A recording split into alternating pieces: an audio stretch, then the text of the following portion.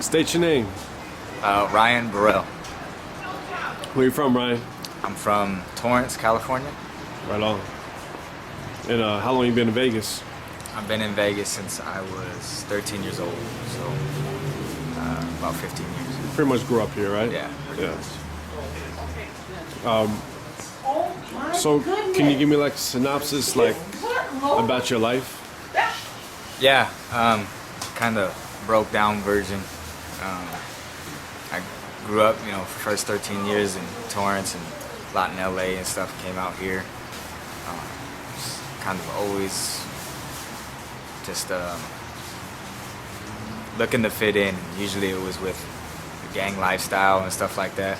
I started gang banging at 12 years old and just getting into trouble, giving my parents headaches and stuff like that. We moved out here. Nothing really changed, but some things different, and really I just kind of turned into like a chameleon. I just fit in wherever I could that day. Whatever was best for me, I learned that at a young age. I ended up going into the Marine Corps. I was drinking a lot from young teens, using drugs, and went in the Marine Corps. I thought that could fix me, and I excelled real fast in the Marine Corps. Did a lot of stuff in the Corps, but ended up getting kicked out and stuff for drug use. Really? Yeah. I got kicked out after 2 combat tours in Iraq. Came back, I was a drill instructor for a little bit, and I left. I went down to Mexico. I was running. I was running from the world. And that seemed to be the best place where I could get away from everybody and kind of start a new life. And within a couple weeks, I was homeless and dope sick and defeated. Just defeated. Did you ever grow up with like any kind of faith? I didn't. I can remember I used to wear dog tags when I went over to Iraq because they asked, what's our religious preference, and for whatever reason I put Catholic. I know my mom grew up kind of Catholic a little bit, but we were kind of that family that talked about going to church for Christmas Eve and talked about going to Easter, but we never made it. We never made it. Never made it. Never made it. We were extremists too. I mean, we talked about going to midnight mass, not just. I mean, we couldn't even go to normal church, so we had to go to the midnight one. We never made it. We never made it. So I mean, tell me about like what brought you to the point where you were like willing to see, like, say God if you're real. It's actually amazing. I love telling this part because God is so powerful, and He showed up in such a powerful way to me. I had long wanted to get off of the drugs, methamphetamines, alcohol, all that stuff. And I was in LA at the time. My uncle gave me a house to live in, free rent, gave me a job. I had everything, and I was still using drugs. And I can remember I was at the coffee table all by myself. I had, everything that the world could offer me. I had money, I was alone, I had drugs, I had a place over my head, and out of nowhere I felt just complete destruction. And in the midst of all of that, I got on my knees. I'd never been to church or anything. I got on my knees and I looked up and I just said, God, if you're real, then you got to do something. And I just asked Him at that time. Actually, I didn't even ask. I just told Him. I said, if you're real, then you'll take my life and change it, because I can't live like this anymore. I can't live like this anymore. And it became real. The next day, I got fired from my job, drug tested. My uncle had to fire me.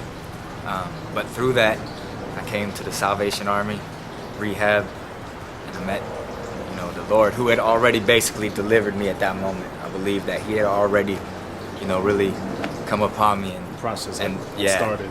Absolutely. He made the decision. I didn't. It's Him who put me on my knees. So I think that would you say that's the moment when you were like, you were open to his existence and his purpose for your life, and you were like, okay, well, I'm ready, and let's see what you have, right? Absolutely, because being a Marine, I had survived car bombs, shots. I've 2 Purple Hearts, a Bronze Star. I really thought that I was Superman. I'd made it through the streets of Mexico, and it was just weird. I made it through all that stuff, so there was so much pride. But he allowed me to come to destruction, inside and outside, so that I really couldn't deny anything at that point. I mean, I was completely emptied out, and yeah, that's the first time he put me in a position where there was no choice but him. Can you tell me, or do you remember the moment when you truly surrendered to God? Like, I think it's almost like a process where maybe, okay, you accept him and you're like, all right, let's see what you have. Mm-hmm. And then there's a moment when you surrender. Yeah. What was that like? That was cool because I went in to the rehab and everything. In the rehab and everything, and went to church every Sunday, Bible studies, like alone and stuff. But I mean, obviously there was still a lot of skepticism and stuff. But I knew that I was on, somehow I knew I was on the right path. And he just kind of kept showing up in small ways and stuff. And I remember going to sleep one night, and the next day I was getting out. I was graduating, so I was going to be on my own again. And that night I prayed to him. I said, Lord, use me in whatever way you want to, whatever capacity.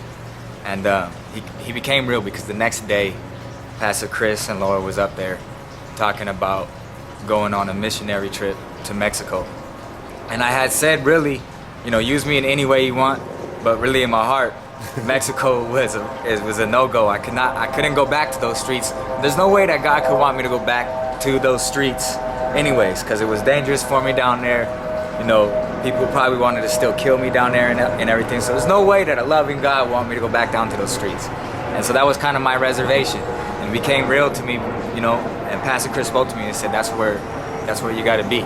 That's where the Lord wants you. And so when I got down there, I was so scared. And I remember getting out of the van, and the guy who I thought was actually going to, want to at least hurt me, out in the middle of the streets, right there hustling on the corner, he put his arms around me and was happy to see me and happy to see a change in me. And so he could see the love of God on my face, God's glory on my face. And it was just amazing. And at that point, he was real. This was the real deal. He was the real deal. That's cool. Thanks for sharing, man. All right, thanks for letting me share. Yeah.